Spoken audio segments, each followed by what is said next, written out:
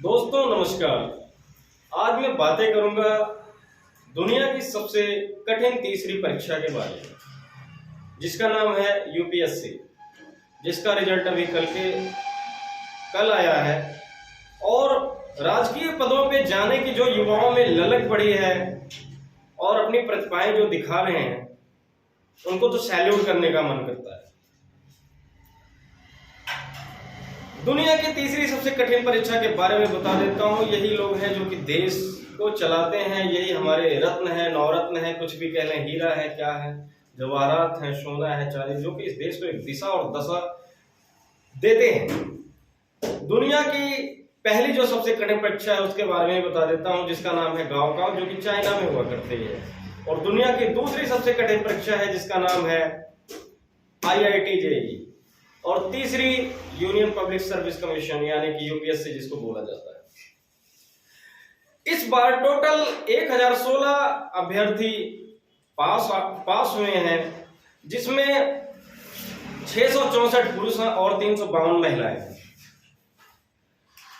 और अगर category wise बात किया जाए तो कैटेगरी में सामान्य वर्ग के 347 कैंडिडेट हैं, अनुसूचित जनजाति के 86 कैंडिडेट हैं और 165 अनुसूचित जाति के हैं और 303 अभ्यर्थी अन्य पिछड़ा वर्ग के हैं और 115 आर्थिक रूप से कमजोर वर्ग के हैं।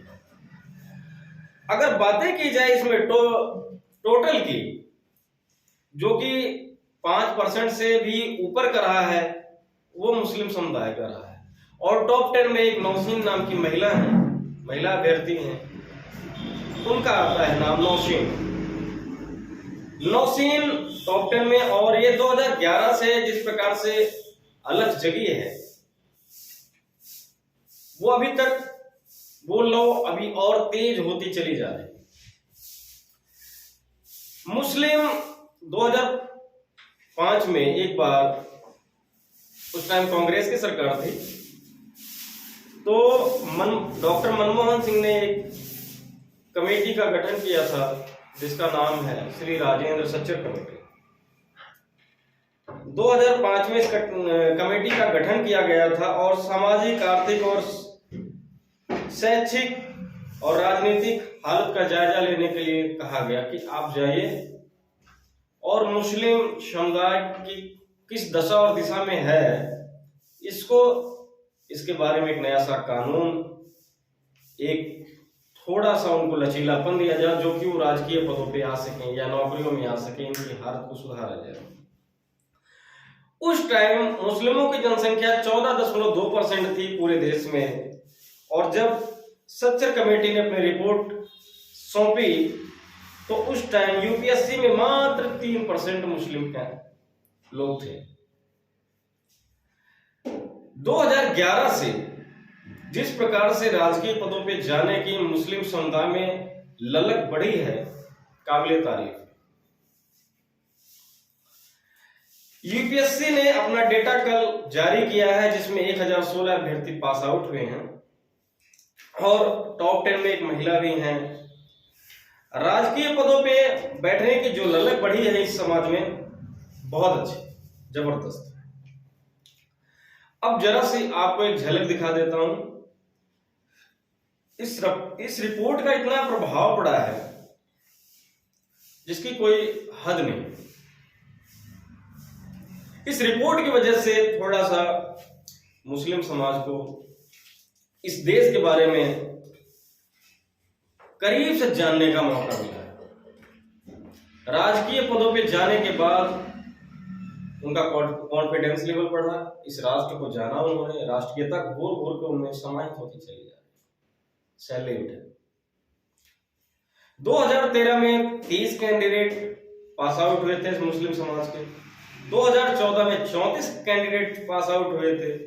2015 में 38 कैंडिडेट्स यूपीएससी में शामिल हुए थे। 2016 में 36 कैंडिडेट्स यूपीएससी में शामिल हुए थे। 2017 में 52 कैंडिडेट्स यूपीएससी में शामिल हुए थे। 2018 में मुस्लिम 51 कैंडिडेट्स शामिल हुए थे और 2019 में 28 कैंडिडेट्स जो कि कुल पदों की संख्या 782 ही थी उस टाइम। 28 कैंडिडेट शामिल हुए। 2020 में 44 कैंडिडेट शामिल हुए थे। और 2021 की भी बता देता हूं और 2022 की भी बताऊंगा। 2021 में 25 कैंडिडेट शामिल हुए थे, 2022 में 29 कैंडिडेट शामिल हुए थे और 2023 में 52 कैंडिडेट शामिल। इनका परसेंटेज अगर देखा जाए 2016 में लगभग 5%, 2017 में लगभग 5%, 2018 में 4%, 2019 में 5.5% यानी 5.30%, 2020 में 4% से भी ऊपर थे, 2021 में लगभग 3.64% थे। यानी इन्होंने अपना ग्रोथ रेट रुकने नहीं दिया।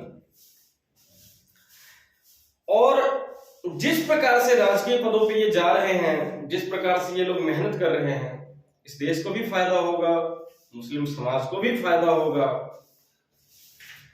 क्योंकि बार बार हमारे पड़ोसी देश पाकिस्तान से वहां के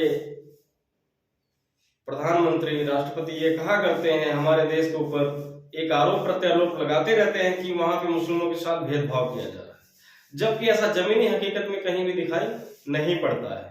ये कहने की, ये गीदड़ धोखी जो दिखाते हैं पाकिस्तान वाले, वो जरा अपने बारे में भी बता दें। वो तो अपना देश भी नहीं चला पा रहे हैं। थोड़ा सा क्रेडिट इसमें मोदी सरकार को भी जाता है, क्योंकि इस बार जो रिजल्ट आया वो 5% से भी ज्यादा है। मोदी सरकार को इसलिए कैंडिडेट जाता है, इसलिए क्रेडिट जाता है क्योंकि जो अल्पसंख्यक लोगों को 2013 तक 50,000 मिला करता था तैयारी करने के लिए, प्रिपरेशन करने के लिए। यूपीएससी जो प्रीलिम्स पास कर लेते थे उनकी बात कर रहा हूं। जो प्रीलिम्स पास कर लेते थे उनके लिए 50,000 मिला करता, लेकिन 2014 से उसको 50,000 से बढ़ाकर 1 लाख कर दिया गया। यानी कि आप मेंस की तैयारी करें, आपको 1 लाख रुपए गवर्नमेंट सब्सिडी देती। और ऐसा कारनामा 2018 तक चला। उसके बाद निर्मला सीतारमण जी 2019 में जो ये बजट पहले 8 करोड़ हुआ करता था, उस बजट को लगभग 20 करोड़ कर दिया। और 20 करोड़ करते ही मुख्तार अब्बास नकवी उस टाइम हमारे अल्पसंख्यक मंत्री हुआ करते थे, उनसे कहा गया कि आप हज हाउस में मीटिंग कीजिए और उनको थोड़ा सा प्रोत्साहन दीजिए, आप अपने समुदाय वालों को प्रोत्साहन दीजिए। जिस प्रकार से ये प्रोत्साहन मिला है लोगों को, उन्होंने अपना परसेंटेज ग्रोथ रेट कभी कम होने ही नहीं दिया। सैल्यूट है, जबरदस्त। अब बात कर लेता हूं थोड़ा सा इस साल के जो टॉपर्स हैं, मिस्टर आदित्य श्रीवास्तव। इनका भी बैकग्राउंड ये आईपीएस ट्रेनिंग है। पहले ये आईपीएस की परीक्षा पास कर चुके हैं और ये ट्रेनिंग पे थे। और इनका जो पढ़ाई लिखाई का बैकग्राउंड है, ये आईआईटी कानपुर से पास आउट हैं और इनका तीसरा अटेम्प्ट था। तीसरा अटेम्प्ट में इन्होंने बताया कि मैंने पास किया है। और आइए आप लोगों को टॉप लोगों के नाम बता देता हूं। आदित्य श्रीवास्तव जो कि पहले रैंक है, अनिमेश प्रधान का दूसरा रैंक है और अनन्या रेड्डी का तीसरा रैंक है और सिद्धार्थ रामकुमार का चौथा रैंक है, रूहानी का 5वां रैंक है, सृष्टि दाबास का 6वां रैंक है, अनमोल राठौर का 7वां रैंक है, आशीष कुमार का 7वां, नौशीन जो कि मुस्लिम महिला समाज से आती हैं, इनका 9वां रैंक है और ऐश्वर्यम प्रजापति जो कि 10वां रैंक है इनका, कुश मोटवानी और अनिकेत सांडिल्य, मेधा आनंद, शौर्य अरोरा, कुणाल रस्तोगी, अयान जैन और स्वाति शर्मा, वरदान खान और शिवम कुमार, आकाश वर्मा। टॉप 20 में तो 2 लोग आते हैं मुस्लिम समाज से। जिस प्रकार से अगर देखा जाए, राजकीय पदों पे जाने की जो ललक बढ़ी है और जब ये राजकीय पदों पे जाएंगे तभी तो हमारा तिरंगा फहरेगा। हर घर तिरंगा का नारा तभी सिद्ध होगा। मोदी सरकार ने जबरदस्त जो अलग जगाई है, हर घर तिरंगा, जो कश्मीर में भी देखने को मिला, जबरदस्त। हर घर तिरंगा की जो ललक थी, मानो एक दिवाली, मानो एक ये थी। सैल्यूट हो मोदी जी आपको। लेकिन जिस प्रकार से मुस्लिम समाज ने अपना प्रदर्शन दोहराया है, काबिल तारीफ।